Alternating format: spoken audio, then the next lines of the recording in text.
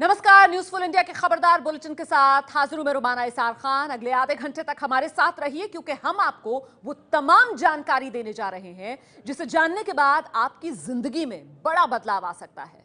मोदी सरकार ने आज पेश किया है अपना बजट और इस बजट के तमाम पहलुओं के नफा नुकसान, आपका फायदा, आपके परिवार का फायदा, समाज का फायदा, देश का फायदा और फायदे के अलावा और जो भी सवाल आपके मन में होंगे, तमाम सवालों का जवाब हम देने जा रहे हैं। तो सबसे पहले बजट की 10 बड़ी बातें आइए जरा जल्दी से आपको बता देते हैं। 3 लाख तक कमाने वालों को टैक्स नहीं देना होगा, ये बड़ी बात इस बजट की हम आपको बता रहे हैं। 2.5 से लेकर 5 लाख तक की आय पर अब 10 की जगह 5% टैक्स लगेगा। IRCTC टिकट बुक कराने पर सर्विस चार्ज नहीं लगेगा, यानी सीधे सीधे 20 से लेकर 40 रुपए तक का आपको फायदा मिल रहा है। 3 लाख से ज्यादा कैश ट्रांजैक्शन पर सरकार ने रोक लगा दी है। राजनीतिक पार्टियां भी 20,000 की जगह जो पहले ले सकती थी अब सिर्फ 2,000 ही कैश में चंदा ले पाएंगी। पोस्ट ऑफिस में पासपोर्ट बन सकेगा। 2019 तक 1 करोड़ लोगों को पक्का घर मिलेगा। 2018 तक हर गांव में बिजली पहुंचाने का लक्ष्य है सरकार का। किसानों को 10 लाख करोड़ का कर्ज, बुजुर्गों को आधार कार्ड के जरिए हेल्थ कार्ड मिलेगा। तो 10 बड़ी बातों को जानने के बाद अब आपको बताते हैं कि इनकम टैक्स के फायदे का पूरा गणित आखिर क्या है। दिखाते हैं आपको। भविष्य के सपने बुनने को तैयार हो जाइए क्योंकि ना से तो हां लाख दर्जे बेहतर है। नई दुनिया है, नया दौर है, नई है उमंग। कुछ थे पहले के तरीके तो कुछ हैं आज के रंग ढंग। रोशनी आके अंधेरों से जो टकराई है, काले धन को भी बदलना पड़ा आज अपना रंग। क्या इस बजट से उत्तर प्रदेश जीतेगी बीजेपी? क्या इस बजट से 5 राज्यों में खेलेगा कमल? चुनाव से ठीक पहले मोदी सरकार के इस बजट के बाद अब यही चर्चा है। क्या इस बजट से बीजेपी को चुनावों में फायदा होगा? सबसे पहले बताते हैं कि वित्त मंत्री के पिटारे से मिडिल क्लास के लिए क्या निकला जो चुनाव पर असर डाल सकता है। अब 3 लाख तक की कमाई पर कोई टैक्स नहीं देना होगा। पहले 2.5 लाख तक टैक्स नहीं लगता था। 3 से 3.5 लाख तक की जिनकी कमाई है उन्हें 2,500 रुपए का टैक्स भरना होगा। 2.5 से 5 लाख तक की कमाई पर अब टैक्स 10% की जगह 5% ही देना होगा। मिडिल क्लास के लिए टैक्स स्लैब में ये 3 अहम बदलाव किए गए हैं। हालांकि जिनकी आमदनी 50 लाख से ज्यादा है उन पर सरकार ने सेस लगाकर टैक्स का बोझ बढ़ा दिया। मिडिल क्लास को मिली सौगात को फायदे के हिसाब से समझें तो अगर आपकी कमाई 3 लाख रुपए तक है तो कोई टैक्स नहीं लगेगा। 5 लाख तक की सालाना कमाई है तो पहले 20,600 रुपए देने होते थे, अब 12,875 रुपए देने होंगे, यानी 7,725 रुपए का फायदा होगा। 10 लाख तक वाले को पहले 1,28,750 रुपए देने होते थे, अब 1,15,875 रुपए देने होंगे, यानी 12,875 रुपए का फायदा होगा। इसी हिसाब से 50 लाख तक की आय वाले को 12,875 रुपए का फायदा हो रहा है। प्रधानमंत्री नरेंद्र मोदी ने टैक्स कम करने के फैसले को साहसिक बताते हुए तारीफ की है। बजट में व्यक्तिगत इनकम टैक्स कम करने की घोषणा देश के मध्यम वर्ग को ज्यादा स्पर्श करती है, बड़ी महत्वपूर्ण है। 10% से एकदम 5% कर देना बड़ा साहसपूर्ण निर्णय है। करीब करीब हिंदुस्तान के अधिकतम करदाताओं को इससे बहुत बड़ा लाभ होने वाला है। सरकार और बीजेपी बजट की तारीफ कर रहे हैं, लेकिन विरोधी इस बजट को किसान विरोधी कहते हैं। सबसे बड़ा सवाल हिंदुस्तान में आज युवाओं को रोजगार दिलवाने का है और इस मामले में सरकार एकदम फेल है। The government is a complete failure on job creation. That's my main point. नेताओं के दावों से अलग जहां तक टैक्स देने वालों का सवाल है तो सरकार ने आज खुद संसद में बताया 5 लाख से ज्यादा आमदनी बताने वालों की तादाद 56 लाख है। 10 लाख से ज्यादा आय वालों की तादाद 24 लाख ही है। इन 76 लाख लोगों में से 20 लाख व्यापारी हैं, जबकि 56 लाख लोग नौकरी पेशा। सरकार ने टैक्स देने वालों का आंकड़ा पेश करके देश के सामने टैक्स चोरों की पोल भी खोली है। ऐसे में इस बजट का असर चुनाव पर दिख सकता है। तो इनकम टैक्स के फायदे का हिसाब तो आपने समझ लिया और अब जल्दी से नजर डालते हैं क्या महंगा क्या सस्ता। आपको बताते हैं इस बजट में ऐसा क्या सस्ता हुआ है जिससे आपकी जिंदगी सीधे प्रभावित होगी। देख लीजिए आप, रेलवे से टिकट, रेलवे का ई टिकट बुक कराना सस्ता हो गया है, सीधे सीधे 20 से 40 रुपए का फायदा, क्योंकि सर्विस चार्ज उस पर नहीं लगेगा। सोलर पैनल सस्ते हुए हैं, प्राकृतिक गैस सस्ती, डिजिटल पेमेंट वाला पीओएस सस्ता, नायलॉन सस्ती, आरओ भी सस्ता। तो ये तो हो गई सस्ते की बात, लेकिन जितना सस्ता हुआ है महंगा भी उससे कुछ कम नहीं हुआ है। रोजमर्रा की जरूरत से लेकर शौकीन लोगों की जेब पर मोदी सरकार ने जोर का झटका दिया है। तो क्या क्या चीज महंगी हो गई है, जरा एक नजर इस पर भी डाल लीजिए। मोबाइल फोन देखिए महंगे हो गए, एलईडी बल्ब महंगे हो गए, इसके अलावा सिगरेट, सिगार सरकार ने महंगा कर दिया है, पान मसाला महंगा कर दिया गया इस बजट में, ड्राई फ्रूट्स महंगे हो गए इस बजट में, और चांदी के गहनों के अगर आप शौकीन हैं तो फिर होशियार हो जाइए, क्योंकि चांदी के गहने भी महंगे हो गए हैं। तो बजट पर सरकार का फैसला आपने देखा, क्या सस्ता क्या महंगा ये आपने देखा। आइए अब आपको दिखाते हैं बजट पर लोगों की क्या राय है। दिल्ली, मुंबई, लखनऊ, भोपाल के परिवारों से हमने बात की और बजट से उनकी जिंदगी पर क्या असर पड़ेगा ये जाना है। काफी हद तक ठीक है, पर बहुत अच्छा नहीं कहा जाएगा। जैसे हम 5 लाख तक की रियायत मांग रहे थे, तो उसमें उन्होंने 3 से 5 लाख पे 5% का ही करा है। और जैसे सरकार ने कहा था कि नोटबंदी के बाद काला धन काफी आएगा और उससे हमें टैक्स में काफी फायदा होगा, पर उस हिसाब से इतना फायदा नहीं हुआ। फिर भी कुल मिला के ठीक है, थोड़ा बहुत ठीक ही चल रहा है उसमें। और बाकी जो सर्विस टैक्स वगैरह थे उनमें कोई रिलीफ नहीं है। मैं जो वित्त मंत्री जी से मेरी जो आकांक्षा थी, जो पहले मैंने बजट के पूर्व जो बातें करी थी, मेरी आकांक्षा तो हद तक पूर्ण हो गई है। जिस स्लैब में था मैं, उस स्लैब में उन्होंने 5% उधर बचत कर दी है और 3 लाख से 5 लाख का जो स्लैब है उसमें ही हूँ मैं। तो मेरे हिसाब से मैं तो बहुत खुश हूँ इस बजट से। मैं कर्मचारी होने के नाते मैं अपने लिए जो सोच रहा हूँ, मैं अपने परिवार और जो हमारे कर्मचारी साथी हैं उनके हिसाब से राहत भरा बजट है हम लोग के लिए। मैं बिहार से बिलोंग करती हूँ। बिहार में भागलपुर जो सिल्क के लिए नामी है, मैं उस जगह से बिलोंग करती हूँ और मुझे भागलपुर जाने के लिए यहाँ से पटना तक की फ्लाइट है। फिर पटना से भागलपुर जाने में जो मुझे सफ़र मुंबई से भागलपुर तक के लिए 2 घंटा, पटना तक जाने के लिए 2 घंटा फ्लाइट में लगती है, पटना से भागलपुर तक जाने के लिए मुझे वापस 7 घंटे ट्रेन में सफ़र करनी पड़ती है। अगर मुंबई से डायरेक्ट भागलपुर की फ़्लाइट हो तो ये बहुत सुविधाजनक है। थोड़ा बहुत खरा उतरा है, कुछ नहीं। जैसे हायर एजुकेशन पर बहुत ज़्यादा ध्यान दिया गया है, बट अगर थोड़ा सा ध्यान प्राइमरी एजुकेशन पर भी दिया जाता तो और ज़्यादा रिलीफ मिलता।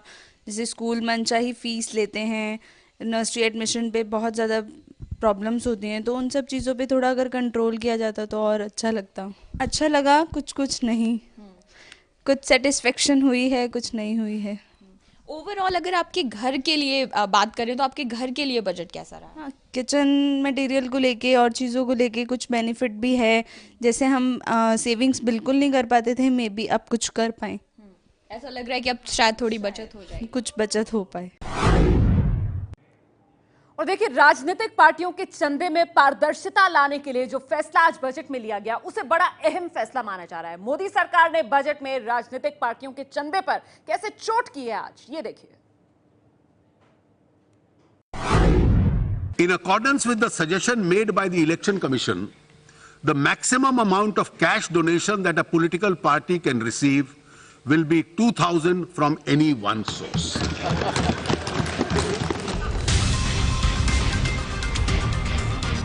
चुनावी चंदे पर कर दी है सरकार ने चोट। नोटबंदी के बाद काले धन पर लगाम लगाने के लिए मोदी सरकार का ये सबसे बड़ा और कड़ा फैसला है। अभी 20,000 तक कैश चंदा देने की व्यवस्था थी। 20,000 तक कैश चंदे की जानकारी नहीं देनी होती थी। इससे ज्यादा के चंदे की जानकारी का ब्यौरा रखना होता था। अब 20,000 की इस लिमिट को घटाकर 2,000 रुपए कर दिया गया है। अब 2,000 से ज्यादा का चंदा राजनीतिक पार्टियों को कैश की बजाय डिजिटल या फिर चेक के जरिए लेना होगा। ऐसा करने के पीछे सरकार की मंशा चंदे के बहाने चलने वाले काले खेल पर लगाम लगाने की है। पॉलिटिकल फंडिंग की चर्चा हमारे देश में बहुत होती रही है। राजनीतिक दल हमेशा चर्चा के घेरे में रहे हैं। चुनाव के अंदर डोनेशन एकत्र करने की नई योजना भी वित्त मंत्री जी ने देश की आशा, आकांक्षा और काले धन के खिलाफ की लड़ाई के अनुरूप आज प्रस्तुत की है। तो राजनीतिक पार्टियों के चंदे पर चोट और क्यों इसे बड़ा कदम माना जा रहा है, किस तरीके से चंदे से ये पूरा घालमेल हुआ करता था, ये आपको समझाते हैं। देश भर में अभी करीब 1900 राजनीतिक पार्टियां हैं। इनमें से 7 नेशनल और 58 रीजनल पार्टियां हैं। बाकी जो पार्टियां हैं वो रजिस्टर्ड तो हैं, लेकिन उनकी कोई राजनीतिक पहचान मार्केट में नहीं। 1500 पार्टियां तो ऐसी हैं जो कभी चुनाव नहीं लड़ी। इन्हीं कागजी पार्टियों को चंदे के चालबाज चलाते हैं और फिर पैसों की हेराफेरी की जाती है। एडीआर की रिपोर्ट के मुताबिक राजनीतिक पार्टियों को जो चंदा मिलता है उसके 70% पैसों का कोई स्रोत नहीं होता है। एसोसिएशन फॉर डेमोक्रेटिक रिफॉर्म्स यानी एडीआर का मोटा अनुमान है कि 2004-2005 से 2014-2015 के बीच पार्टियों को कुल 11,367 करोड़ रुपए मिले, जिसमें 7,832 करोड़ यानी करीब 69% अज्ञात स्रोतों से आया। बीजेपी को 2004-2005 से 2014-15 के बीच कुल 3,272 करोड़ रुपए चंदे के तौर पर मिले, जिसमें से 2,126 करोड़ रुपए यानी करीब 65% का स्रोत मालूम नहीं है। कांग्रेस पार्टी को सबसे ज्यादा 3,982 करोड़ रुपए चंदे में मिले, जिसमें 3,323 करोड़ रुपए यानी करीब 83% पैसों के स्रोत का अता पता नहीं। मायावती की बीएसपी को तो इस दौरान एक भी पैसा ज्ञात स्रोतों से नहीं मिलने का दावा किया गया था। हालांकि बीएसपी को इस दौरान 763 करोड़ रुपया चंदे में मिला था। ओबामा साहब ने अपने चुनाव में छोटे छोटे डोनेशन मिलियन लोगों से इकट्ठे किए। मतलब कोई आदमी $100 दे रहा है, कोई 50 दे रहा है और किसी का एहसान नहीं है और नेट पे आते हैं। मुझे लगता है हिंदुस्तानी पार्टीज को वो शुरू करना पड़ेगा। उसका मैंने प्रावधान डिजिटल पेमेंट्स का किया इसमें। 2012 में यूपी में 222 पार्टियों ने चुनाव लड़ा था। 2012 में पंजाब में 37 पार्टियां चुनाव लड़ रही थी और उत्तराखंड में 43 पार्टियां मैदान में उतरी थी। राजनीतिक चंदे के लिए सरकार अब बॉन्ड भी लाने वाली है। सरकार ने चुनावी चंदे के साथ धार्मिक चंदे पर भी टैक्स की छूट घटा दी है। साथ ही काले धन पर लगाम लगाने के लिए 3 लाख से ज्यादा का कैश लेन देन सिस्टम भी खत्म कर दिया है।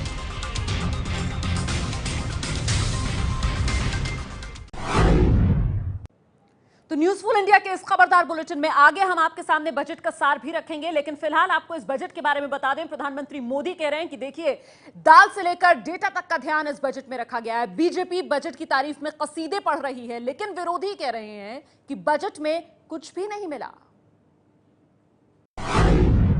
70 साल से राजनीति के अंदर काले धन का जो दुष्प्रभाव रहा, उसने भ्रष्टाचार को भी बढ़ावा दिया और उसने कई सारे दूषण हमारी लोकतांत्रिक प्रणाली में डाले। आज राजनीतिक दलों की चंदा लेने की जो कैश में चंदा लेने की सीमा थी, उसको 20,000 से घटाकर 2,000 कर भारतीय जनता पार्टी के प्रधानमंत्री जी ने एक नए युग की शुरुआत की है। इसके लिए मैं उनको बहुत बहुत बधाई देना चाहता हूं। मध्यम वर्गीय लोगों के लिए टैक्स में रियायत दी गई है, व्यापारियों के लिए तो अधिकांश लाभ दिया है और उनके ऊपर किसी प्रकार की हैरेसमेंट नहीं होगी, उसका विशेष ध्यान दिया गया है। तो पूरे देश के किसान, पूरे देश के गरीब, पूरे देश के मध्यम वर्गीय, पूरे देश के व्यापारी सब खुश होंगे और उत्तर प्रदेश इस देश का हिस्सा ही है।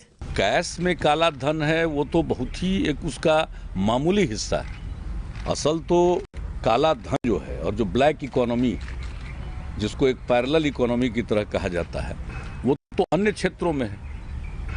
वो या तो रियल एस्टेट में है, दूसरे प्रकार की संपत्ति में है, शेयर में है, हीरा में है, सोना में है, विदेशों में है। तो उस प्रकार के काले धन पर जो चुनाव के समय में कहा गया था और नोटबंदी के बाद ऐसा लगा कि नहीं, इस दिशा में कोई ठोस कदम उठाया जा रहा है, तो ऐसा कुछ लगा नहीं है। आज बीजेपी द्वारा जो सामान्य व रेल बजट एक साथ पेश किया गया है, जिसमें इन्होंने चुनाव को प्रभावित करने के लिए जो किस्म किस्म की प्रलोभन भरी बातें कही हैं, जो चुनाव खत्म होने के बाद अधिकांश इनके लोकसभा चुनावी वायदों की तरह ही हवाई हो जाएंगी। मैंने कहा कि हम 5 नंबर देते हैं, 5 नंबर, वो भी 4 नंबर बजट के लिए और 1 नंबर जेटली जी के लिए, क्योंकि उन्होंने इतने देर पढ़ा और हमारा एक व्यक्तिगत रिश्ता भी रहा है, तो उसके लिए। और जहाँ तक कि बजट से लोगों को बहुत उम्मीदें थी और वो उम्मीद पे खरे नहीं उतर पाए। उसमें ना तो किसानों के बारे में सोचा गया है, ना ही महिलाएं हैं, ना ही नौजवान हैं, और डिमोनेटाइजेशन पे तो मतलब उसको छुआ भी नहीं गया है। बजट को 10 में से 10 देना चाहती हूँ, लेकिन ये ना लगे कि मैं बहुत ज़्यादा बायस्ड हूँ, इसलिए 9.5 दे रही हूँ। सबसे पहला तो मुझे लगता है, मुझे हर बार इस बात की बहुत दुख होता था कि कुछ लोग ईमानदारी से अपना टैक्स पे करते हैं, उनके लिए कोई रिलीफ नहीं है, बल्कि जितने चोरी चकारी करते हैं उनको फ़ायदे हैं। तो सबसे पहली जो अच्छी चीज़ हुई है डिमोनेटाइजेशन के बाद ये हुई है कि जो लोग कर की चोरी करते थे वो लोग अब टैक्स नेट में आएंगे, और उससे सिर्फ महिलाएं नहीं बल्कि कोई भी प्रोफेशनल वर्क खुश होगा। तो देश का बजट आया आज, इनकम टैक्स में आम आदमी को थोड़ी राहत, और देखिए भ्रष्टाचार पर लगाम लगाने के लिए बड़े कदम उठाए गए हैं इस बजट में। हमने बजट का पूरा लेखा जोखा आपके सामने रखा, और अब दिन की दूसरी बड़ी खबर का हम रुख करने जा रहे हैं। कानपुर में आज एक निर्माणाधीन बिल्डिंग गिरने से 5 लोगों की मौत हो गई, और ये मौत का जो आंकड़ा है वो और बढ़ सकता है। जानकारी तो अभी हुई है कि 10-12 लोग निकले हैं, बाकी अभी ये साफ हो जाए तो उसके बाद तस्वीर ज़्यादा साफ होगी। ये आपके ही पार्टी के एक नेता है, उनकी इमारत है, तो क्या कहना है आपका? अब इसके बारे में तो जानकारी नहीं है, आप लोगों के माध्यम से जानकारी हुई है। अब ये जानकारी बताई जा रही है कि वो पूर्व अध्यक्ष मेहताब आलम जी का है। अब ये तो जानकारी क्लियर हो तब तो क्लियर हो। तब ये जो है यहाँ पे अपार्टमेंट बन रहा था, अपार्टमेंट में इसमें करीब 25, 30, 40 लेबर काम कर रही थी, जो कि अचानक ढलाई का काम हो रहा था और अचानक ये बिल्डिंग गिर गई। और बहुत भाई ये कुछ क्लियर नहीं कहा जा सकता है, लेकिन 25 से 30 आदमी होने की आशंका है इसके अंदर। कितने खंड की इमारत थी? ये 3 खंड की। नहीं, नाम नहीं मालूम किसका है, लेकिन अपार्टमेंट इसमें बन रहा था। तो शाम 7 बजे की खबरें आपने देखी, और आगे आपको लिए चलेंगे एबीपी न्यूज के जन मन धन बाजार, दिखाएंगे आपको जन मन धन बाजार की रौनक। देखते रहिए एबीपी न्यूज।